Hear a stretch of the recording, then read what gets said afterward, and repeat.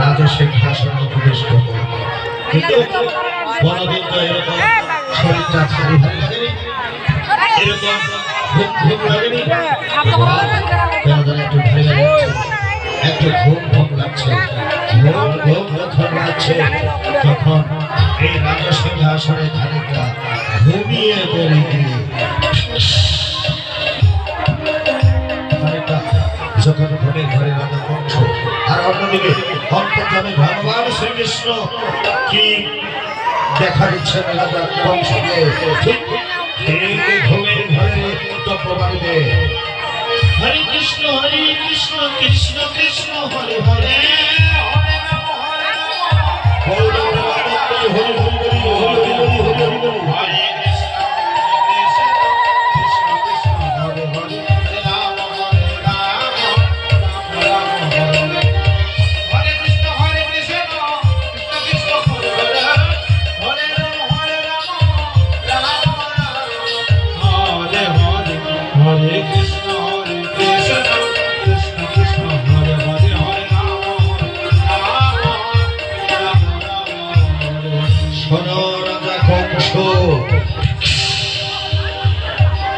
তুই তো দুরাচারী অত্যাচারী রাজা হয়েছে,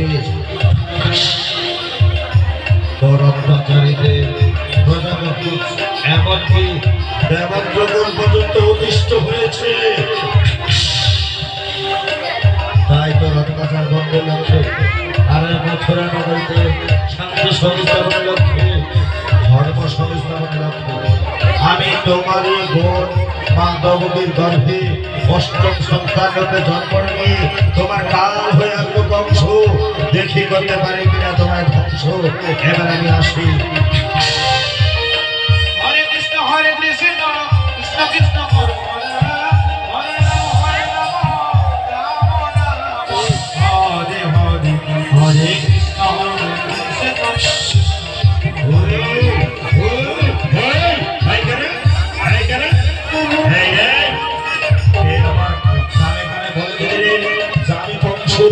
আমি নাকি হব ধ্বংস,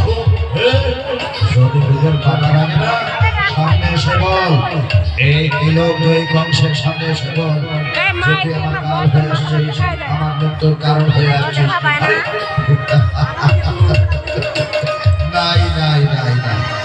এই তিলক জয়ী কংসের সামনে এসে ধ্বংসের কাহিনী শোনাবে, এমন শক্তিকে অর্জন করে নিয়ে নিম্নে কংসরে দেন। কি বলে গেল, কি বলে গেল দ্রৌপদী আমার আরে দ্রৌপদী যাকে আমি এই মুহূর্তে ধূমধামে শহীদ করে দিলাম, আজ তারই গর্ভে অষ্টম সন্তান রূপে জন্ম নিয়ে আমার কাল হয়ে গেলে আমার মৃত্যুর কারণ হয়ে গেলে এই কংসের আমি যখন আমার পিতাশ্রী উগ্র সঙ্গে ক্ষমা পর্যন্ত করিনি, বছর বছর অন্ধকার কারা কক্ষে যখন এ তো সামান্য যে ছোট মাথায় একটা বুদ্ধি প্রবেশ করেছে, একজন নারীর জীবনে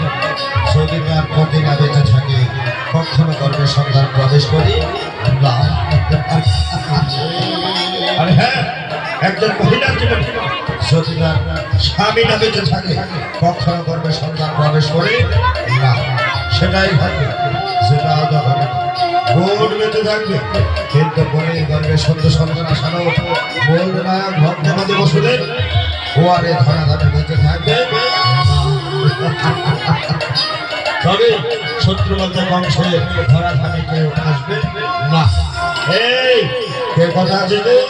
শিগগিরি দিকে তো শিগগিরি দিকে শিগগিরি এসো। হ্যাঁ, এখন ভগবানই আমার কর্ণ হলো, যা শোনার পরে আর মনস্থির হয়ে থাকতে পারছি না। ভগবান বাবু বসে দেখবে আর কখন বসে যাচ্ছে।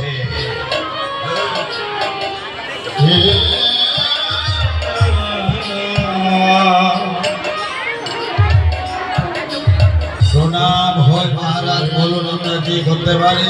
সৈনিকগণ কোনো ভূমিকা নয় কোনো উপমান তোমরা এক্ষুনি আমার নির্দেশে ছোটে যাবে বসুদের দমনের কাছে ওরা যেখানে যে অবস্থা থাকবে না কেন এক্ষুনি আমার সম্মুখে নিয়ে আসবে কেমন পারবে তো মহারাজ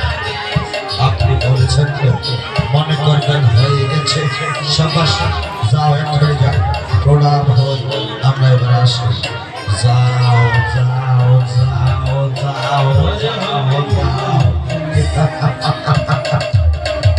আরে হ্যাঁ সেটাই ঘটবে সেটাও ঘটবে বোন বেঁচে থাকবে কিন্তু বোনের ঘটবে শত সন্তান আসানো বোনটা ঘটে ঘটে বসে দেখবে ও আরে ধরা যাবে বেঁচে থাকবে আর তবেই শত্রু বলতে বংশে ধরা যাবে কেউ আসবে না যাই বিশ্রামাগারে ওই শত্রুর মূল নাই পেয়ে তো আমার শিরচ্ছেদ করতে হবে নাকি যাই যাই যাই যাই যাই আমি চাকরি দিতে চাই বুঝিয়ে দিতে পারি যে তিলক ওই বংশ কখনো হবে না বংশ বেঁচে থাকবে চাই চাই চাই